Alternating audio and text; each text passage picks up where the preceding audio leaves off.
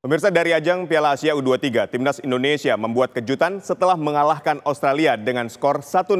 Tantangan berikutnya bagi tim sepak bola Indonesia adalah Yordania yang telah dikalahkan Qatar. Seberapa besar peluang Timnas Indonesia untuk bisa menekuk Yordania? Untuk membahasnya telah bergabung mantan pemain Timnas Indonesia Bambang Nurdiansyah dan juga pengamat sepak bola Hardimen Koto. Selamat sore, Bung Hardimen. Bung Ardian. Dan selamat sore juga, Bung Banur. Pak Hardimen Koto. Baik, kita pertama langsung ke Bung Hardimen. Ini bagaimana dengan peluang Indonesia untuk mengalahkan Yordania setelah kemarin kita berhasil mengalahkan Australia dengan skor 1-0? Ya, satu yang penting saya harus ucapkan selamat untuk kemenangan kita yang wow, luar biasa versus Australia 1-0. Ketika kita tidak bisa keluar dari tekanan partai pertama yang benar-benar merugikan banyak buat Indonesia. Tapi kita keluar dari tekanan itu dan kita bisa menang 1-0 melawan Australia, dan peluang kita untuk tiba di perempat final kembali hidup, kembali terbuka. Dan itu adalah pada saat melawan Yordania sebentar lagi. Betul. Indonesia minimal harus bisa memaksakan hasil imbang untuk bisa tiba di perempat final. Baik, mungkin sedikit review, Bang. Kemarin hasil Indonesia yang bisa mengalahkan Australia 1-0 ini kan di luar prediksi banyak orang. Nah, Abang melihatnya seperti apa, Bang? Iya, memang orang banyak melihat bahwa sulit buat kita untuk keluar dari tekanan ketika kita dikerjain habis-habisan dalam partai perdana melawan Qatar. Betul. Tetapi Indonesia bisa keluar dari proyek yang sangat tipis kemungkinan untuk bisa menang. Dengan komposisi pemain yang juga hanya 17 pemain, tim player. Ketika Ivar Jenner, ketika Justin Hubner tidak bisa tampil secara total, secara full time. Ketika Sananta Ramadan juga tidak bisa tampil.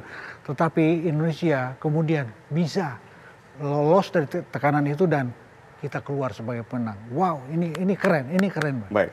Lalu untuk menghadapi Yordania, kalau kita lihat kan Indonesia ini selalu kesulitan nih menghadapi tim dari Timur Tengah. Semacam ada tekanan mental gitu. Nah, Abang melihatnya menghadapi Yordania ini akan seperti apa? Karena Yordania juga pasti akan bertarung habis-habisan nih, kayak laga hidup mati nih antara kedua timnas U23 ini. Adrian, situasinya beda. Jordan mesti menang. Mesti. Itu pilihan mutlak buat mereka melawan Indonesia. Tetapi buat kita, Indonesia cukup memaksakan hasil imbang. Dan saya yakin Sintayong sudah punya komposisi pemain starter yang ada di kepala dia. Baik. Kalau ada pertanyaan itu nanti kita bahas. Siap. Sebelum kita masuk ke situ, kita langsung ke Bung Banur. Mungkin dapat menjelaskan seperti apa strategi Sintayong saat ini untuk menghadapi Yordania yang tepat, yang harus dilakukan ketika Anda melihat Anda sebagai mantan pemain timnas legendaris ini, seperti apa melihatnya, Bung Banur? Ya, kalau kita memang draw saja kita lolos. Tetapi kalau pemain bertahan, saya pikir bukan keputusan yang baik juga. Artinya kita tetap menyerang, kita tetap harus memenangkan pertandingan, tapi juga pertahanan tidak boleh diabaikan gitu. Tetapi pola pikirnya atau cara mainnya jangan bertahan, itu justru berbahaya gitu. Artinya main normal, menyerang, tetapi Sintayong lebih tahu apa yang harus dilakukan di lini pertahanan. Jadi menyerang tetap menyerang, agresif tetap agresif, tetapi pertahanan sektor belakang dari gelandang bertahan sampai belakang itu harus juga antisipasi ketika ada serangan-serangan dari Jordan. Karena kenapa? Jordan juga kan dia harus memenangkan pertandingan gitu. Artinya maksud saya keputusan bertahan itu tidak bagus juga untuk tim kita. Main saja menyerang, tetapi lini pertahanan tidak boleh lengah dan hati-hati dengan serangan-serangan daripada Jordan, seperti itu. Baik, Bu Manur, tapi kan kalau misalnya kita lihat yang menarik adalah ketika timnas Indonesia ini menghadapi tim-tim dari Timur Tengah seolah seringkali mendapatkan tekanan dan tidak bisa bermain dengan lepas. Apakah ini masalah kualitas dari pemain kita berkaitan dengan fisik atau berkaitan dengan mentalitas sehingga kita seringkali tidak bermain lepas ketika menghadapi tim-tim dari Timur Tengah? Ketika Anda menjadi pemain ini seperti apa, Bung Banur? justru kebalik ya. Kalau lawan tim Timur Tengah itu relatif kita bisa berkembang sebenarnya. Baik. Tapi kita akan sulit ketika menghadapi tim-tim yang bermain dengan cepat. Contohlah Korea, Jepang umpamanya. Kita kesulitan. Tetapi kalau tim-tim Timur Tengah sebetulnya kita ngelawan karena cara mainnya pun tidak seperti Korea dan Jepang yang mengandalkan speed gitu kan. Saya pikir sebelum-sebelumnya juga kita sering bikin kejutan ketika bagaimana Widodo CS juga mengalahkan tim tuan rumah dan sebagainya gitu kan. Bahkan gol Widodo juga waktu itu Ciputra bisa gol terbaik Asia dan sebagainya gitu.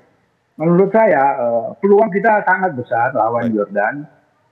Intinya bahwa 2 kali pertandingan sebenarnya lawan tuan rumah dan Australia. Anak-anak bermain bagus. Begitu ya. Jadi menurut saya kalau anak-anak tambah percaya dirinya, ditambah lagi dan mereka buktikan bisa mengalahkan Australia, tapi kan tidak ada masalah nanti lawan Jordan. Tapi sekali lagi keputusan bermain bertahan saya pikir bukan keputusan yang bijak, tetapi Sintayong saya pikir lebih tahu bagaimana dia menghadapi atau serangan-serangan dari Jordan, karena di tim sepak bola timnya Sintayong itu juga lengkap, ada tim analisa dan sebagainya. Gimana mereka mengantisipasi serangan-serangan Jordan. Tetapi sekali lagi saya cuma mau bilang main jangan bertahan. Artinya menyerang normal, tetapi sektor pertahanan jangan dilupakan. Baik. Harus lebih korek, dievaluasi lagi. Baik. Jadi kita jangan mengandalkan lini belakang saja, tapi lini depan juga harus kita perkuat. Nah, kita akan membahas tentang lini depan kita, tapi usai jeda, Bung Banur. Kabar Petang masih akan kembali, tetaplah bersama kami.